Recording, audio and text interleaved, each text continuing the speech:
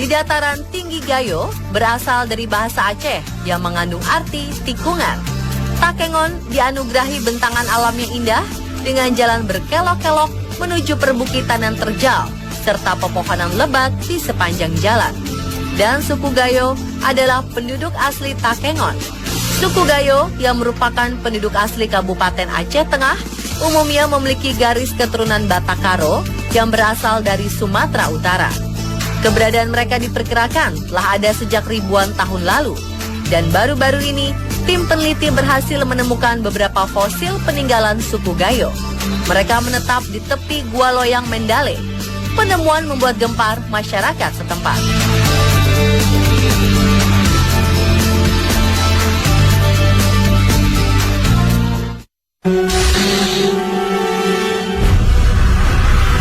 Sejak 2010, para peneliti mulai menemukan beberapa fosil berupa tulang belulang manusia di tepi Gua Loyang Mendale, Takengon. Fosil ini diperkirakan adalah penduduk asli suku Gayo telah berusia 7.000 tahun. Fosil ini disebut-sebut sebagai nenek moyang warga asli Gayo.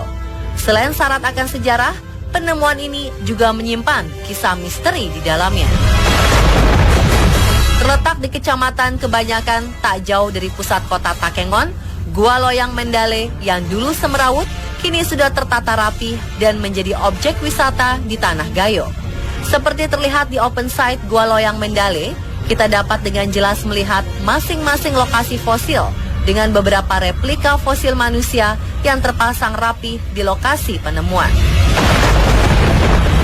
Di segi kendi dan gerabah, kalau sini kan gerabah, pecahan gerabah, itu kerawang Gayo, ada ukiran kerawang Gayo itu ada di dalam kendi itu. Yang jelas sekali karena kerawang Gayonya itu tadi, ukiran kerawang Gayo itu ada. Kalau tidak ada itu kita tidak berani bilang. Kalau karena ada kerawang Gayonya, maka berani kita sebut itu adalah nenek moyang kita. Sayangnya, pasca penemuan fosil tulang belulang serta beberapa artefaknya ini, banyak masyarakat setempat berniat mengambil beberapa bagian tubuh manusia Gayo ini untuk dibawa pulang. Konon, warga yang berusaha mengambil fosil atau artefak ini mendadak sakit keras. Pada tahun 2012, ada seorang karyawan yang bekerja di sini yang ikut menggali, itu membawa gigi dibawa pulang ke rumah, sampai ke rumah kesurupan.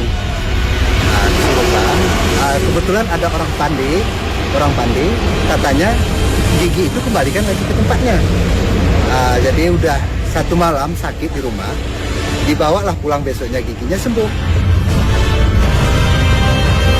Sejak itulah, suku Gayo percaya bahwa tidak seorang pun diperkenankan untuk membawa pergi fosil dan artefak tersebut. Jika ini dilanggar, maka akan menimbulkan malapetaka.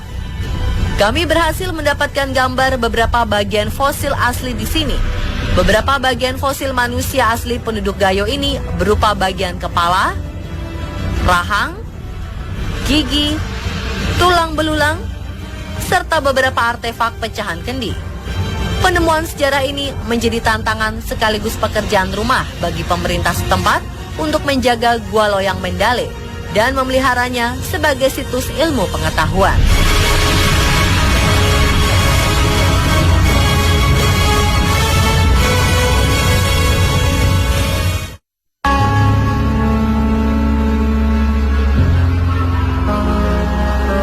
Penemuan benda bersejarah lainnya terdapat di Banda Aceh.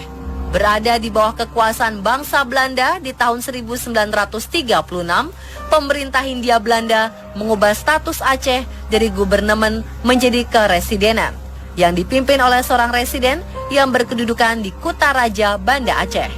Sejak masa pemerintahan Belanda, salah satu daerah bernama Kampung Pandai di tengah pusat kota Banda Aceh dikenal sebagai Kampung Pandai Besi. Masyarakat Kampung Pandai adalah para ahli membuat beragam seni terbuat dari besi. Hal ini membuat pemerintah Belanda memerintahkan mereka untuk membuat kepingan emas. Cerita Kampung Pandai Besi ini tinggal sejarah. Kini, Kampung Pandai menjadi kawasan pemakaman kalangan Raja Aceh yang dulu pernah diserang oleh penjajah Belanda. Dan sebagai buktinya, baru-baru ini di Kecamatan Kutaraja, Kampung Pande, Banda Aceh, dihebohkan oleh berita ditemukannya beberapa koin emas yang kabarnya berasal dari zaman penjajahan bangsa Belanda. Kala itu, seorang nelayan tak sengaja menemukan keping-keping koin emas di dalam peti. Lokasi penemuannya terletak di antara makam kerajaan Aceh. Setelah dilihat kembali, ternyata di dalam peti tersebut berisi ratusan koin emas dalam jumlah yang sangat banyak. Setelah berita ini mencuat ke publik, penduduk setempat dan dari desa sekitar berlomba-lomba mencari koin emas di tengah-tengah makam kerajaan Aceh. Pengamat sejarah mengatakan bahwa koin-koin emas ini adalah harta kerajaan Sultan Iskandar Muda yang tak dapat diselamatkan lagi karena serangan penjajah Belanda secara mendadak. Disinilah emas yang dia dikumpulkan. Dari sini, dari Pidi, dari Melabu, di sini dia tempat emas. Diolah emas jadi batangan dan jadi uang. Namanya dirham. Karena uang di Aceh, kerajaan Aceh itu ada dirham perak, ada dari perunggu. Di sinilah pusat kerajaan dulu. Jadi di sinilah tempat pemakaman beliau-beliau ini. Inilah beliau ini sebagai ulama ini yang merupakan nenek moyang daripada Sultan-Sultan Aceh, dan sebelah beliau itu ada makam-makam Sultan Aceh.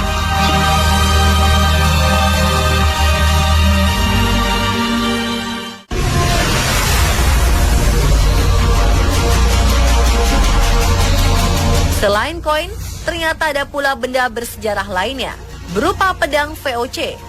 Diduga pedang keramat ini adalah hadiah pemberian bangsa Belanda kepada kerajaan Aceh yang berkuasa puluhan tahun lalu. Ada misteri tentang pedang ini.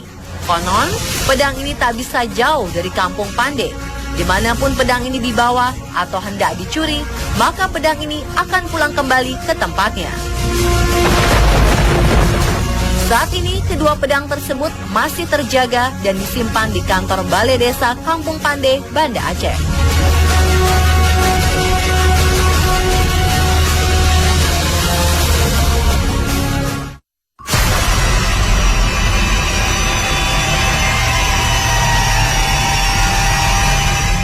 Maret 1942 lalu, setelah Belanda menyerah terhadap pemerintah Jepang, Jepang mulai memasuki tanah Rencong hingga kota Lok Sumawe. Sesampainya di Lok Sumawe, Jepang langsung membuat gua sebagai benteng pertahanan sekaligus penjara bawah tanah.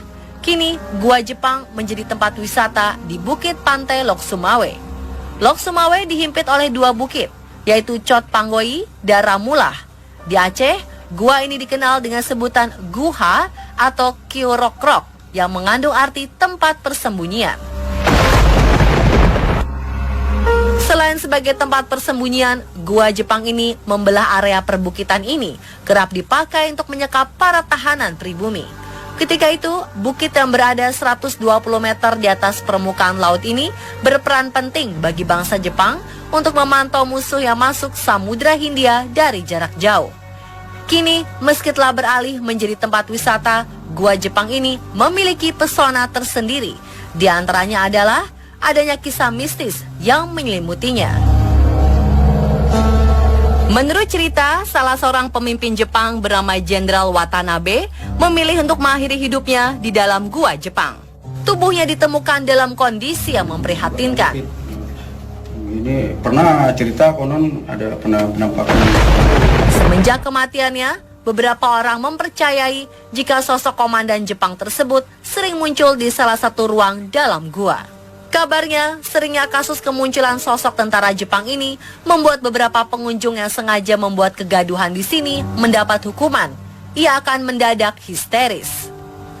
Ada pula kisah misteri beberapa pekerja bangunan yang ingin merenovasi gua Jepang ini.